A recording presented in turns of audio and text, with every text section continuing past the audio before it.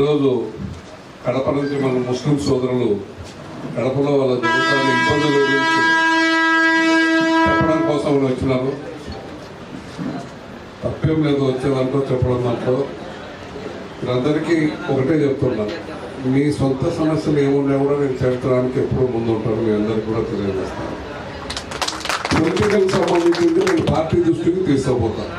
ఎందుకంటే వాళ్ళ ఎవరైతే ఇన్ఛార్జీలు ఉంటారో ఆ ఇన్ఛార్జీలో చూడాలి, ఒకరి దాంట్లో ఒకరు చేయకూడదు అనేది మా పార్టీ పాలసీ ఉంది. దాన్ని మీరు ఇచ్చిన మీరు చెప్పినట్టు కూడా మాట్లాడతారు. ఇప్పుడు అవి కూడా తీసుకుపోయి చంద్రబాబు నాయుడు గారు లోకేష్ కృష్ణ గారు తీసుకుపోతాం.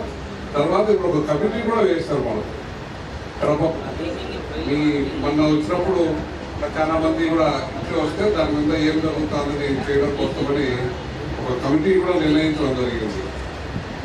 రాష్ట్ర అధ్యక్షుడు పల్లా శ్రీనివాసు గారు, జిల్లా ఇన్ఛార్జి సవితమ్మ గారు, అలాగే మనకు జోన్ 4 ఉండే గీతా రవిచంద్ర గారిని కూర్చొని ఏమేమి సమస్యలు ఉన్నాయి, ఎలా ఎందుకు వస్తున్నాయి, దాన్ని ఎలా పరిష్కరించాలనే దానికి ఒక కమిటీ కూడా పెట్టాను.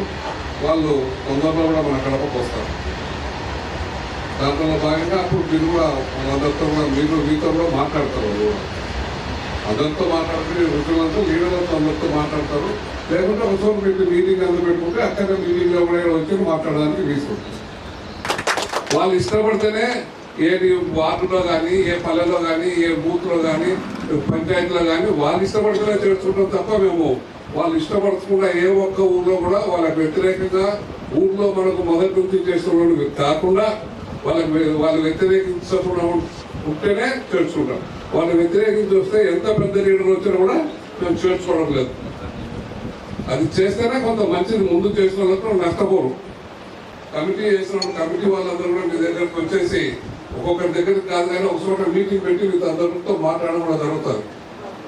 ఇవే కాకుండా ఇంకా ఏంటైనా ఉంటే ఏదైనా చెప్పాల్సింది ఏంటో అడిగినట్టు ఉంటే చెప్తాం ఇప్పుడే.